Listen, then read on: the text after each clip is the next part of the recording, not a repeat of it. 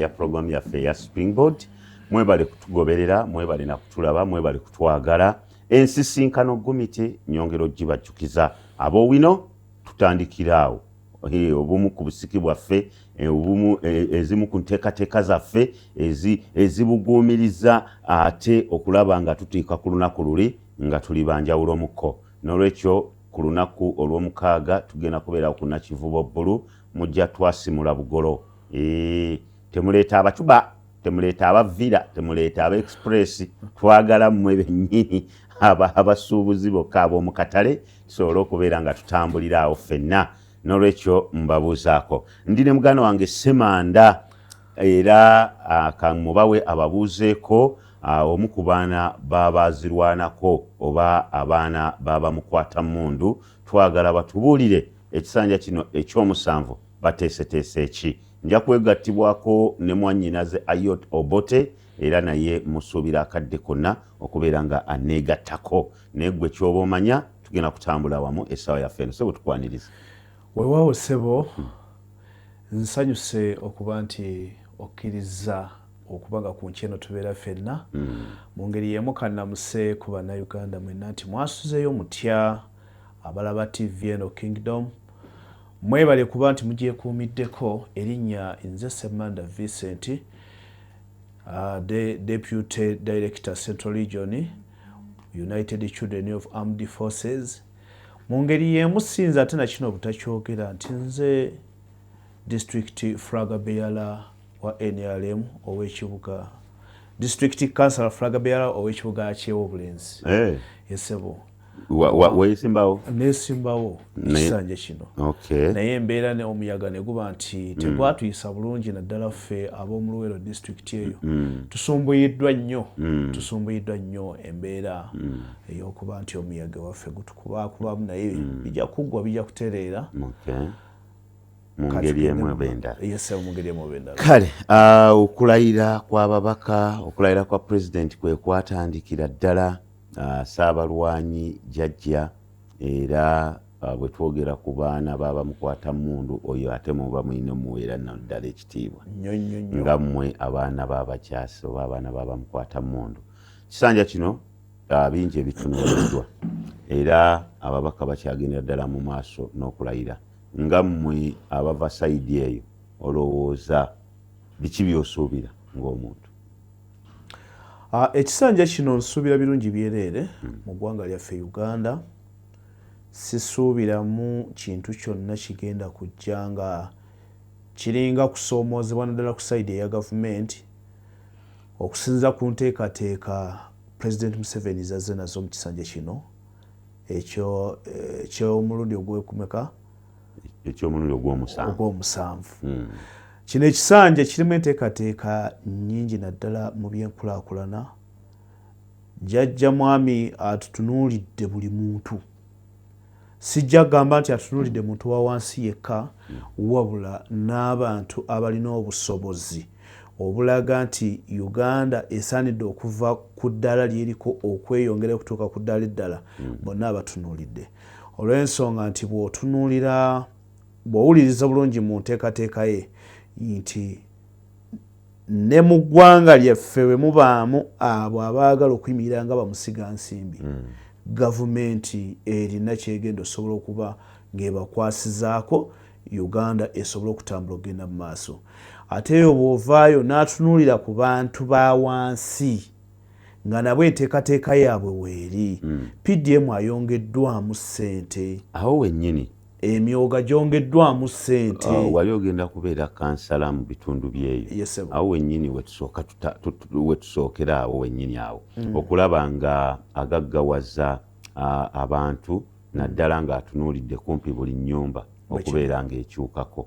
Pulezidenti yazzayo enteekateeka zino azikolera ddala nali muto nnyo nga mpulira eya Kisamba Mugerwa, ne mpulira ku NADS, mpulira Operation Wealth Creation, mpulidde ebintu bingi. Kakati tuli wano PDM etambuliramu emyoga, ate no wansi waliyo UWEP, waliyo Youth Livelihood n'ebirala. Kyanjawulo kiggwe olowooza era nga omu ku bagoberera obulungi ate ali mu kintu ekitakoleddwa bulungi ne tusigala nga kino kumpi lulinga luyimba tugenda kujja abantu mu bwavu tugenda kujja abantu mu bwavu kyokka ate nga enteekateeka olaba zitambula kasoobo n'abantu obaavu babuvaamu kasoobo. Kituufu kyeyogerako bwe kityo bwe kibadde mu nteekateeka ezaasooka naddala nga bw'oyogera ku NADS. Kuba NADS mujjukira bulungi nnyo ebiseera byatambuliddemu mbaddewo endi era nga mulaba bulungi kuba ebyo ebiseera nali nkola mu Adra Uganda. Naye NADS ono yalinamu ekizibu nti yalimu obulimba bungi. Essaawa zino President Museveni kyali mu kulwanyisa y'embeera ey'abantu ababadde beefuula ate kye batali batya nti essaawa zino nenzija wano nenjogera nganze omwana w'abalwanyi akulembera abaana b'abalwanyi abaana b'abalwanyi mu disitulikiti y'e Gomba tebalina buyambi olutalo bukyanga luggwa kati myaka ameka ana tebalina kye baali bafunye. Nenkola bulungi nnyo proposal nenjiwaayo nga mu Operation Wealth Creation ne bagamba kati oyo proposal gy'okoze ya mbuzi 2 ente 5 nga basitula ebintu nga babimpa erigenda eggomba liri eno ate embuzi nzitwala eno Masindi kakati eyembeera naye nga bawadde beggomba kakati obwe buzibu obubadde mu bantu ababadde abakozi era essaawa zino ffe kye tugenda okuyimiriramu nga baana b'abalwanyi nti mu ekyo tugenda kuyambako President Museveni okulaba abantu abo abavumaganya gavumenti bakitaffe gye baleeta bakitaffe gye bayiira omusaayi abantu baffe abasinga baafa kakati gwe ddamu okola amanyanga go kino ekisanja olabiriweriyo kye batuumako awo akuna muchezo naye akuna muchezo yali tannatuukayo n'osubira obadde obiraba nti abaana b'abalwanyi batandise okukola akuna muchezo ndaba bava ku nguudo be basinga onyigiriza bava ku nguudo si bava ku nguudo neŋŋamba kyekisanja akuna muchezo tulabe ki akuna muchezo gwe vaayo eyo tonnalabako bakungu basimbiddwa mu kkooti era kati nga bali luzira kozi nandutu muveeko ate abambala kombati y'abakitaffe tonnabalaba nabo gye bali nabo golowooza lwaki bamafuta ezo lanka zisongwamu lita 27,000 kakati kozi n'abo obubomu byonna tujja bitunuulira kakati essaawa zino omuntu ali mu Luweero naddala disitulikiti mwenva ng'azanyira mu PDM musaasidde kino kikubuulira mwami Kitonzi era bannaluweero mu abali ku TV eno essaawa zino nga mulaba abo ababadde babajjako ssente zammwe emyaka PDM bukyanga etandika nga tebabawanga ssente zazze gye ziri ssente za PDM kwe ziri ku akawunti munkubire muŋŋambe mwazibawa bajja kumbuulira mwabawa zaaki baasoloza zaaki era lwaki tebabawa kubanga tulina kukola kati kukolera bantu bino ebyabava ku nguudo fayino kikonyeeko saagala tukigendemu nnyo kubanga eyo puroguramu eyinza okuba endala naye ensi ekulaakulana mubaamu ebintu bingi ebijja obaolyawo ne binyigiriza sayidi emu ate endala nebanga esigaddewo. Pulezidenti alina ba RDC alina bapiso bagiso alina n'abantu abalala kiki ekitanudde abaana b'abamukwata mmundu okulaba nga batandika okujja bayingiremu awo n'amaanyi ag'enjawulo era munaakwatagana bulungi kuba tulabye ebibiina nga Yellow Checkers kitulondoola manifesto ya President Museveni ku ground eyo yennyini eruweero waliyo ekyamerukayo the ground Checkers n'ebirala buli we bigenda okugezaako okulwanamukko baradisi kibayisa bubi nnyo era biina obukuubagano bunene nnyo ne baradisi okusinziira ku nze nga bwe nnoonyereza egundi yange mwe mugenda kikola mutya mugende mu nteekateeka za gavumenti ng'ate olede gavumenti eyinayo z'ofiisi ezirina okulondoola n'okukola emirimu egyo ofiisi ezo weeziri naye ekyamazima mulimu abantu nga bali mu gavumenti yaffe nga President Museveni yabassaayo oba nga yabateekayo fayini yeebale sijja kugamba nti mbayisizaamu amaaso naye ng'abantu abo gye bali tebamanyi kye balina kukola baana b'abagundi nti gundi mukwano gwange olina mukwano gwo si mwana wa gundi wabula n'otunula omuntu nga ye baamuteeka mu ofiisi kukolera bantu naye nga ofiisi yegifuula kasero Office yagifuula kasero kakuŋŋaanyizaamu ye bye yeetaaga. Kakati gwe ne bw'oba oyagala otya kw'obeeraani ne bw'oba ofaanana otya ekyamazima nga tolina ssente z'ogenda kumuwa nga tagenda kukukolera ky'oyagala. Ebyo biziŋŋamizza emirimu mingi ku ground, biziŋŋamizza ebintu ebyandibadde biraga nti gavumenti eno ekola naye ate ne bireetera abantu okuvumaganya gavumenti. Ne bagivumirira. Kakati mukoze ki? Nze njagala nkuule mwami Kitunzi nti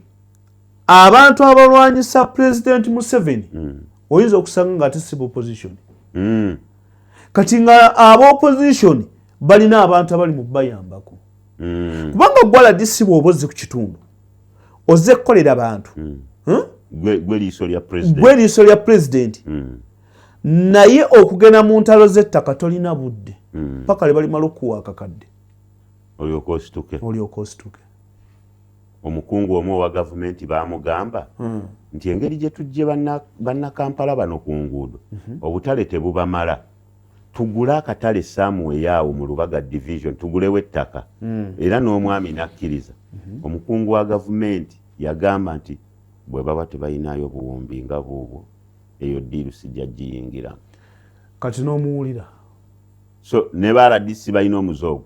Ettaka liririddawa tiyeno balwala tiye sisituka mu ofiisi. Tasituka mu ofiisi. Neetaaga mafuta. Emmotoka gy'alina enywera ku kaadi. Amafuta anywa ga kaadi. Naye ate yeetaaga akakadde ekitono ennyo okugenda yamba abantu abo.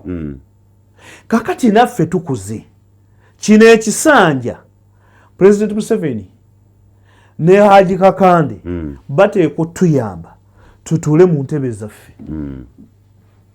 Ekyo nkyogera sikirumamu. Ng'ekiwayo ekirala babakuliyetingireyo entebe ng'abaana b'abajaasi. Ne baba tebatukuliyetingidde entebe ng'abaana b'abajaasi. Obwala disi tusobola obwekolera. Eno gavumenti yaffe. Obwakawo tusobola obwekolera twasomako kwe kitonotono. Obwa Giso tubusobola n'obwa Diso tubusobola. Ezo ofiisi nnya ze zirera ground local council. Era bwe ziba nga teziteereddeeko wadde n'akamu w'ogenda okusangira tawuni kiraka nga akutte omuntu alina amenvu ga kakaaga n'amutwala n'amusiba emyezi 3. Naye nga RDC oyimiridde mu kifaananyi kya president ye alaga mulimu. RDC oyimiridde mu kifaananyi kya president sobola kulwanira muntu wa wansi oyo. Waliwo ebintu nga byo RDC alina okumanya nti nze ndiwo okulwa abantu newankubadde amateeka weegali. Ebujuuko be bajja ku nguudo babasabiye emitwalo 2 ate babayingiza mu kifo ekirala tekiri nno na gazeted. Eno babagoba babaga mugendewo mugaggo oli gye mulina okupangisa abatwale. Olabye ekyenkugamba nti abantu abalwanyisa President Museveni bali mu gavumenti. Bwe tokiwulirangako nga President Museveni yaga nti ne bannange ebintu by'okubanga abantu bagobwa sinnabitegeera bulungi nga sibateeketeeke. Statement ye wajuulirako? Najuulirako naye n'agamba kigende mu maaso. Naga kigende mu maaso. Naye lwaki teyasooka konfamingibwa ba local council? Ne bali president ya local council balyoka batandika okukola. Kubanga omuntu wa wansi wano woba ogenda mujja watundira gonja olina kuba ng'olina w'omulaga wadda. Kituufu. N'ate waaba talina wadda obanga wadda mwekobanye agulewo kati owagonja ow'emitwalo 2 agenda kujja wa emitwalo 2. Ekyo kikolebwa kubanga bawulira baagala bavumaganye gavumenti y'abakitaffe gye baleeta. Olw'ensonga kino ekintu kyandibadde kiyitira ddala mu paalamenti. Paalamenti n'ekiteesaako n'etunuulira abantu bano bagenda kuddawa. Kubanga olaba Uganda si ffe tusoose okukikola. Ne Kenya omwaka oguwedde baakikola. Naye Kenya baasooka ttula ne bateesa. Era ne bagamba abantu be tuli mugoba ku street bwe bava katuzimbewo ennyumba ezisaanidde ku mutindo gw'ekibuga ekiraga enkulaakulana. Era Kenya bazimbye kubanga oba oyingira wano ku boda wano Sofia awo busi yali ku Sofia baamenya wonna ku saidi ya Kenya era essaawa zino Kenya bazimbira abasuubuzi baabwe naye ate bayingirira ddala paka abadigize gye babeera ennyo waggulugulu kakati waggulugulu kaate Sofia eyaffe eya Uganda juzi nasanga bali mu kumenya naye ng'abantu bali awo bakaaba amaziga ate wali kiriwo kati embeera ng'eyo abantu abaagala ovumaganya gavumenti bakola ebintu mu kupapa nga ne President Museveni tamanyi siwuliranga na palamenti yali eyogedde ku nsonga eyo pozi gwe nga bwoli munnamawulire oyinza okuŋŋa nti palamenti yakyogerako wansi wa prime minister ne minisita wa Kampala be batandiikiriza nekiranda gye kiri mu ofiisi ya prime minister kati mu ofiisi ya prime minister gye kiri beebale neya minisita wa Kampala babe bali kusalirawo ggwanga olowooza ekisanja kino President anasobola okulinnya enguzi ku nfeete kubanga bw'owuliriza ku bigambo bya leader of opposition Joel Ssenyonyi olunaku olwajjo bwe yabadde mu kujagulizaako Katikkiro emyaka gye 13 yatutegeezezza nti President Museveni kaagezaako okulwanyisa enguzi lwe lugendo lwa gavumenti ye yamuyingira dda. Omanyiza ennyumirwa nnyo muganda wange oyo Ssenyonyi oyo Ssenyonyi tuli ba Luganda ye Ssenyonyi nze Ssemanda era ava mu famire ya Kanoni Ssenyonyi Bishop Ssenyonyi mbamanyi naye ebintu ebyo wange Ssenyonyi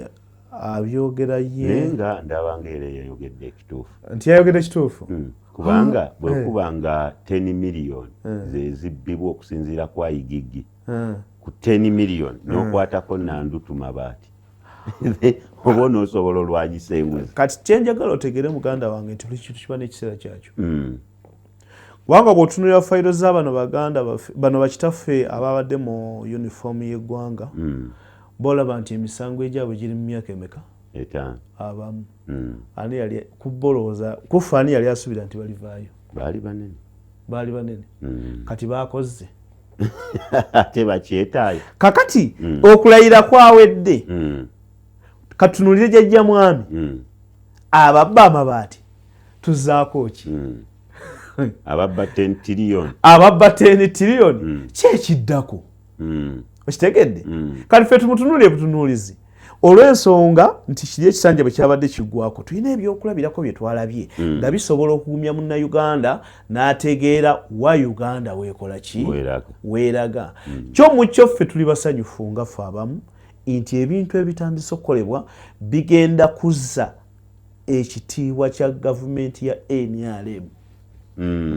kubanga bye bimu abantu yabadde basinga okwekwasa naddala ba opposition abo boogera nnyo enguzi batwala butwazi fine abantu buli muntu abadde akola byayagala nga ye naye nga jjajja mwami abalaba naye kino ekisanja akuna mukyezo nze nyinza okugamba nti essaawa zino ababbi b'enkoko bayinza otandika obba wange ebibonerezo by'oku kyalo mugende mulime ekkubo mugende mulongoose eddwaliro community work waffe eriyo omukulembeze gwe balongoose eddwaliro okumala emyezi 3 gyali naye kyewunyisa naguno nakino ekisanja abalonzi bamuzizzaako naye nga ne fayiro ekyali mu kooti olabawo ensobi mu ngeri abantu gye balondamu k'abakulembeze ti be batuleetedde ebyo oba gavumenti yetuleetedde abaayo beeronda ababi kuba gavumenti eronda baddiso baani abo ye balonda bakkaawo naffe abantu tulonda ba police makers saidi zombi zayonooneka eya gavumenti kubanga mu saidi eyaffe mu butuufu sijja kugamba nti neri perfect ebirerya gyebiri mu gavumenti then naffe abantu abalonda ate eyo yo wafu nnyo we wataba birerya wabaayo nga bw'owulira kati nnyinza okugamba nti eriyo tawuni kansa emu bakansala abakyala baali beesimbyewo 4 abaali ku ballot paper naye abantu ensobi gye baakola nnene nnyo bali mu kujejjusa kansala yali akalulu atambulira mu patra mu kibuga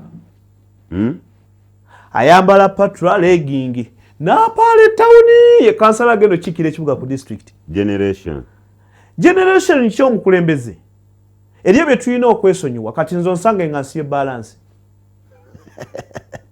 ddala onagamba omukulembeze ngende kati nsanga mwami kitunzi wali ku paaka empya olaba nyambuka ku Namirembe Road ng'empala eri eno ogenda okulaba ntaddemu olujegere kansala wamulabye agenda mu kivulu kya gundi ono mu Jamaica nedda ssebo abeera yembeera ye bwe bulamu bwe kuba ne mu campaign mwennyini ng'anoonya akalulu kansala oyo saamulabako mu Gomesi yali mu legingi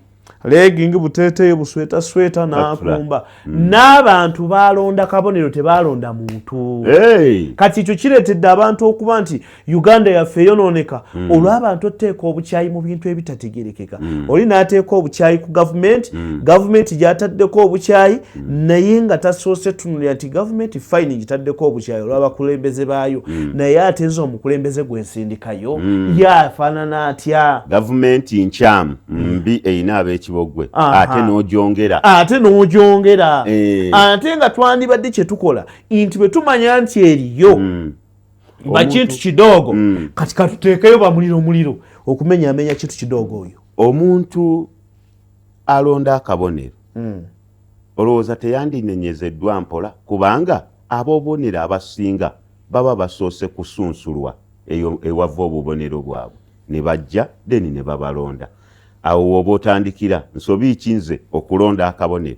ate nga baakasunsula era bali ab'ekibiina ne batutegeeza nti oyo gwe tubawadde ye mutuufu mugende n'oyo tugenda kubeera nga tukomawo tovaawo era katuwumulemu katono nnyo tujja kwogera ne ku masiga ga gavumenti asatu liriwo eritalina nguzi kuba gonna ge galiwo ga nguzi eneesobola okulwanyisibwa lamu era tugenda kubeera nga tutambulira ddala ffenna paka nga 17 lunaku lwa Sunday enteekateeka eya Sunday nayo yanjawulomuko okuviira ddala ku Bible class saa 12 saa 2 tuba tugenda mu morning service saawa 4 tuba tuyingira main service so nga ate ku saawa 10 tubeera ne deliverance service zonna services zigenda kubeera muliro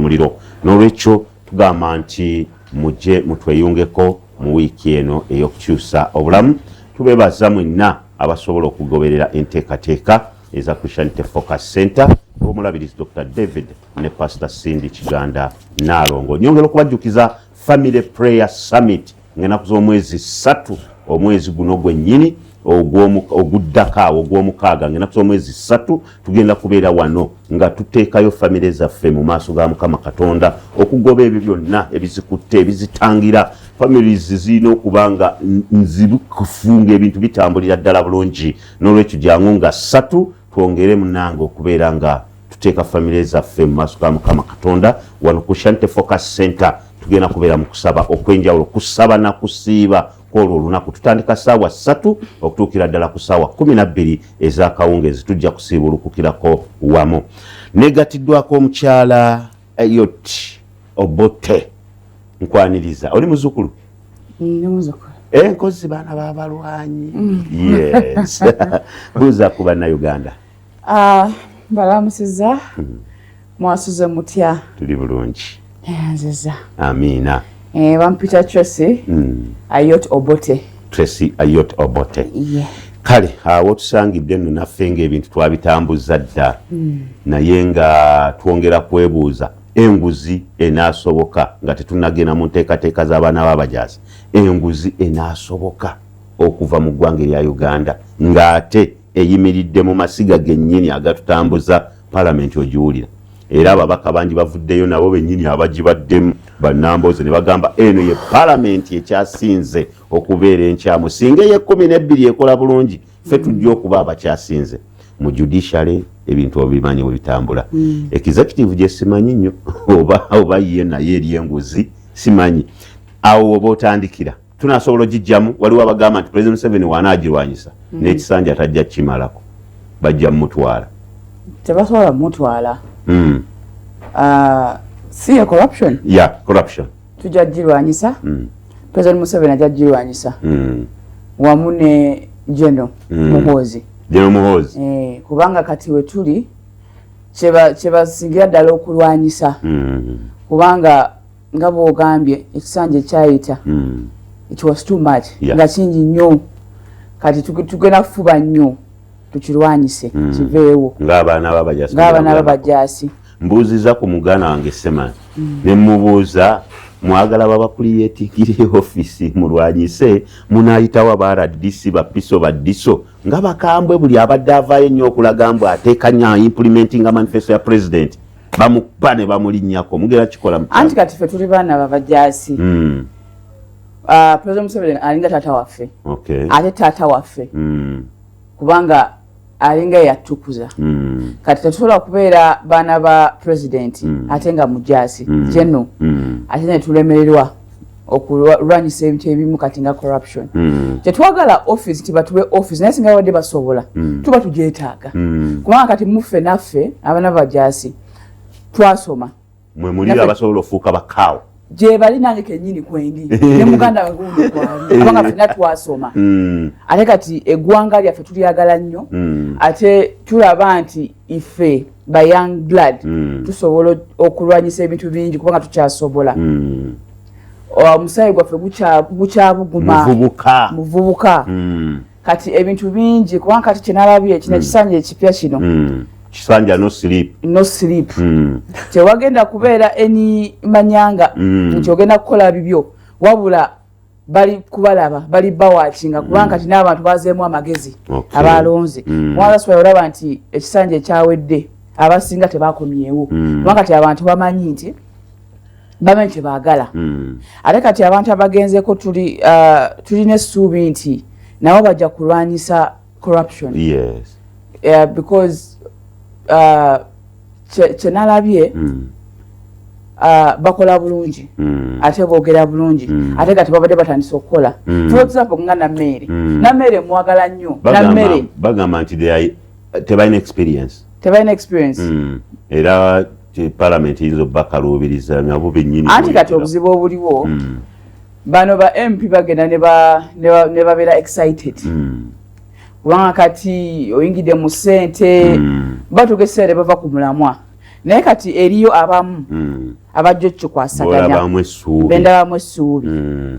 eriyo n'abamu abakomyewo ate nga bwe batabeera serious bajja kuddamu kudda tebajja kukomawo so kisanja kya buli omu kwerwanyisaako ate okumakinga sure nti okoze mu yo constituency kubanga kati abantu bwe bali abantu nabo banyiivu abantu olwedde wabalabye nti reason esooka abamu abagudde waliwo ensonga lwaki bagudde abantu tebakyabaagala kubanga tebatuukiriza so that's why baneeno bajja kukola nnyo ate okusinga ki baleme okuggwa ate bakomewo kati balina puttinga more effort bakolere eddala ate kati balina okukola nnyo baleme okuswaza President Museveni kubanga alinga actually nti alinga President Museveni bosi waabwe kati balina okufuba nnyo bakole nnyo okulaba nti bakirwanyisa kubanga one president abadde akirwanyisa okuva dda ate kati tulabye General Muhoozi takyagalirako ddala nti even if Museveni afeerinza okufightinga nakyo tulina Muhoozi General Muhoozi kyakola mu magye ayinza okujja n'akikola eno mu bantu ba bulijjo n'asigaza credit kuba eno ate bebalonda ayinza okiko kubanga mu magye abalinnyeko ab'amafuta mbawulira abakutta abateganga bubbomu obufu abatandisa obbakwata buli omu kumpi amuliko ayinza okujja eno mu bantu n'akikola asobola okikola bulungi kubanga kati first of all Muhoozi muntu mukozi ate atuukiriza ate bw'ayogera akikola kati omuntu ng'oyo gwe twagala nti is a man of his words tetwagala bano nti simanya oyogedde tokikoze like Muhoozi ye muntu oba nkyogere ntya naye nga buli kyakola aba akimanyi buli kyakola aba akimanyi era statement ena gyakola aba agimanyiiko era ffe essuubi lyaffe liri mu ye mu mwana omukulu oyo omwana omukulu kubanga ye mwana omukulu waffe okay Semanda wajisewo sigaze dakiika ntini tugendeko ku nteekateeka z'abaana b'abajaasi era musebo baana b'abajaasi bajja musangibwa wa nteekateeka ki eri awo mu kisanja kino mugenda kuyimirira mutya era amaanyi mugajjawa neyanziza sebo omwami Kitunzi enteekateeka y'abaana b'abajaasi mu kisanja kino katugambe nungi nnyo nkuumuufu okusinga bwebadde kubanga emabega wonna enteekateeka y'abaana b'abajaasi ebaddewo naye era ng'ebyo byolaba ebibaddeeyo ne mu bukulembeze obubaddewo era bibaddemu naye ku luno temuli baakati temuvuddeyo buvi mu kisanja mubadde Uganda etandise leero ngamba okwekuŋŋaanya ku ffe tubadde gye tuli eyo naye nga ffe tetuli nnyo ba mu ttaala tetuli nnyo ba mu ttaala ekyo ino kimanya kubanga obukodyo bw'abakitaffe bwatulemeramu bwatuyingira buli mu musaayi tuvaayo ku nsonga era kati nga sinaba nagenda nnyo ku mulamwa ku nsonga gye mubaddeko ey'enguzi omwana w'omujaasi yenna gy'oli mu ggwanga Uganda ng'oli ku KTV essaawa eno woolabira omuli w'enguzi buvunaanyizibwa bwo okumulipootinga bamukwate kubanga be bagenda osuula eggwanga lyaffe Uganda eno tetunatuuka gita bakitaffe bakutteko ekyabwe emyaka egyo bagikoze kati tutandise gyaffe kati ffe tulina okukwatamu bwe munaaleka abali b'enguzi ne bayonoona ebyalo byammwe gujja basinga nga babazizaayo mu kubalimira mu mwanyi zaabwe eyo nga nvuddeyo sebo abaana b'abajaasi tuli wansi wa umbrella ya United Children of Armed Forces ne tuba ne Harambe Union byawukanira wa we byawukanira binza obutaawukana nnyo kubanga omwana ne taata basobola okubeera ne family name kaakati mu kubeerawo kwaffe nti office zaffe ku operation rescuation wetwaweebwa office enkulu era wosobola okuba nga osanga abakulembeze baffwe nga madamu Ayotiono Pyara owaffe mukyala Mariam Nagujja n'abalala bangi gye bali ne Kanasiimwe mama Majegere waffe abaawo Lieutenant Kano oyo abaawo sawa yonna kati naffe gye tuli eno wansi kubanga nze ndi wa Central Region yokka naye era ku office ntera okubaawo naye mu byonna enteekateeka ze ziri wanti ffe abaana b'abalwanyi abeekuŋŋaanyizzaako ffe ate tulina okudda ku ground tunoonye bannaffe wonna gye bali tusobole okuba nga tuyimirira mu mukago gutya gumu ate ebyenkulaakulana yaffe naffe bisobole okusituka nti Harambe Union eno gye tulimu mu sako zonna ez'abaana b'abalwanyi guruupu zonna eziri mu ggwanga Uganda mwe tulina okuyimirira bwe tumala okuyimiriramu tutegere nti waliwo SACCOs meka eziri registered era zeetaaga ki nti abaana b'abalwanyi ab'eggomba abo balunzi bante proposal yaabwe yente yazze nti kati bazifune ab'e Kapchorwa baagala ki nti abalimi bakkawo kati ab'e Kapchorwa baagala kawo n'endogoyi katuzibawe n'abalala ffe ab'eruwero twagala ki ab'eruwero tuli bannanansi tulima emiyembe tulunda ente tulunda enkoko tukola mobile money n'ebirala ti n'ab'eruwero nabo katukole ki abaana n'abazzukulu abazirwanako ekibiina gye ki ekiyimiridde obulungi bwe tutyo tusobole okumanya ti n'ab'ekyankwanza abalimi b'akasooli gye bali lwaki temuyingira mu SACCO za PDM myoga n'ebirala okusinga okukolawo ezammwe ate nammwe babawe ku lwammwe SACCO za PDM emyoga tezituwandula era omuntu wadde mbogendo ziyingira nga sekinoomu kuba nange ensonga za PDM nali nzikutteko kakati oli wadde mbogendo ziyingira sekinoomu n'ofuna ssente naye emyoga gyo ng'abaana b'abalwanyi tugirimu era emyoga gy'abaana b'abalwanyi gyegiri gye muli abaana b'abalwanyi ssente z'emyoga muzinone bazibawe kuba nange ngenda zisaba mu luweero baziwa abaana gye bali basobola okuba nga bakola ki nga bazikozesa tujje tukitegere nti ssente z'emyoga tuzirimu naye tulina okulaba nti abaana b'abalwanyi tukuŋŋaana tusobole okubeera mu nteekateeka ey'awamu kati nga mwanyinaze agenda kumalayo ensonga ya microfinance support center agenda gyogera katono nnyo then tukole microfinance center then ojja kukomawo egenda kukomawo kati katono nnyo Gomba Mubende Nzija nakasongola nabamaliriza kozi oli wa Central ndi wa Central kati Gomba Mpigi Mubende awongera kukwata Great Gomba Great Mpigi bwogera ku Central ngina n'endowooza ku bendo lya Hajjati Minsa Kabando wedda mayo oli wa Central sebo ntwala district ya 37 oli mukulembeze wedda mayo oli wa Central Kampala nenda sebo bendo lya Hajjati Minsa singa Minsa Kabanda mayine tamayina kumanya tamayina kumanya Madam Ayot microfinance support center tujje tuziraba tujje tugiraba nnyo naliko eyo mu bayimbi eyo nga ndaba eyingiddeyo nnyo n'abalala katono nnyo gw'ogira information ki kusaidia abaana b'abajaasi kati microfinance support center kyemmanyiiko kitone kya gavumenti ate nti buli muntu asobola ogenda neyeewola ssente n'akola business oba n'akiteeka mu byayagala okukola kati mbadde nkuyiza nnyo nti abaana mugyegattirako wanga abaana b'abajaasi okugyegattako wabula sijja kulimba naye nga tuli mu nteekateeka okulaba nti naffe tulina we tubenefitingiramu kubanga ffe abaana b'abajaasi tulina sakozi zaffe kati twagala tulabe engeri esobola okuwakinga with micro support center tulabe how wetusobola obenefitingiramu kubanga bangi nnyo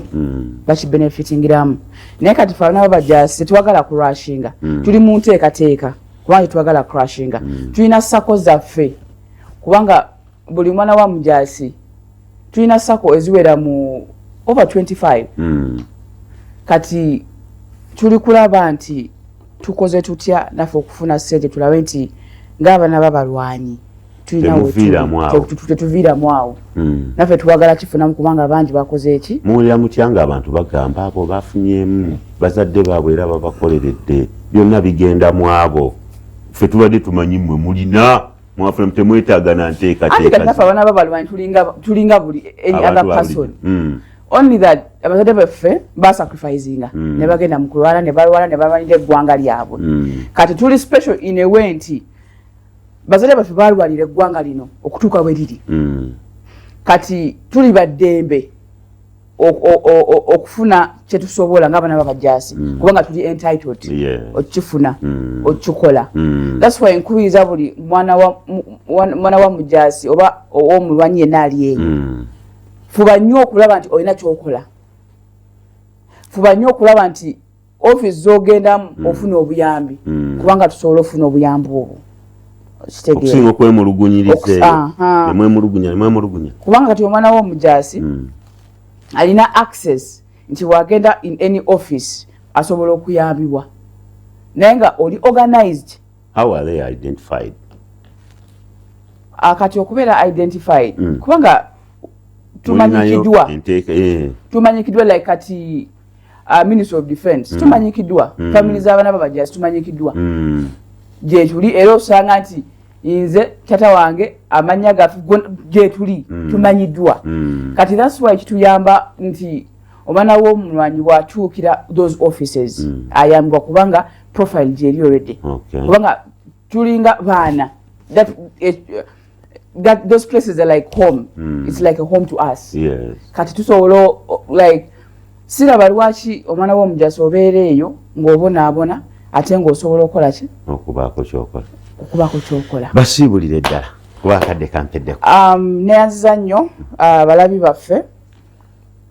kino oba nkyogere mu luzungu tewalibuze I send my greetings to the President of the Republic of Uganda and congratulations to you for being sworn in as the next president. Kino Kisanja, no corruption, no sleep. And children of soldiers, we are not corrupt. And we shall fight corruption in every corner because this is what we are supposed to do. Kubanga naffe twagala okukola ate nsaba nnyo nti mukulu waffe General Muhoozi akole naffe abaana b'abajaasi twagala tubeere involved mu progress ya economy ya Uganda nti tufunye emirimu naffe tukoze kale mpusema maliriza abantu bw'owangambye agala obawe ne Kasimu ngenda kuba ku namba ya simu basobole okuba nga bamanya neyanza seconds abiri zompadde kyensembayo nakyo nti abaana b'abalwanyi mu kwegatta kwaffe okwawamu tufunamu ki nti tusobola okuba nga trobinga scholarship ne tubanga abaana baddayo mu kusoma ne tuba nti abo naddala mu abantu abatafunanga kasiimo k'abazadde bammwe bwe munaaba mwegasse wamu kigenda kuba nga kibayamba ebintu bingi n'okunoonya emirimu okugifuna. Akasimu yogedde kakulu bawe ennamba y'essimu tuveewo kuba nange sikafunanga. Ennamba yange ey'essimu ngenda kusoma ennamba yange ey'essimu n'eya mukulu Aaron Ndobe madamu Ayoti omukkiriza asome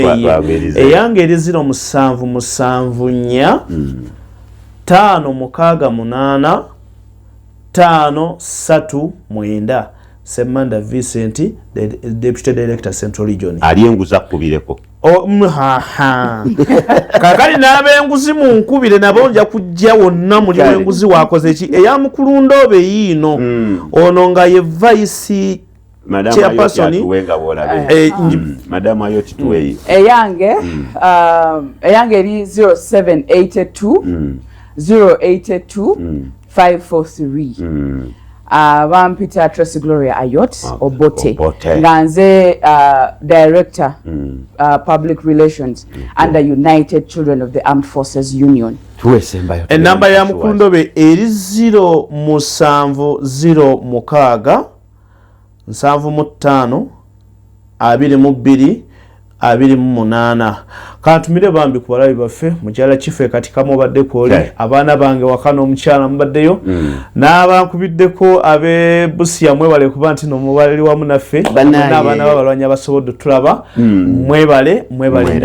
ddala kale Zion Pashua's Prayer Mountain gye tugendamu essaawa eno nenyongera bajjukiza wiiki mu kyusabulamu tokyerabira tuli mu maanyi ag'enjawulo mu wiiki eno ku CFC Emmengo mu kisenyi w'omulabirizi Dr. David ne Pastor Sen Kiganda.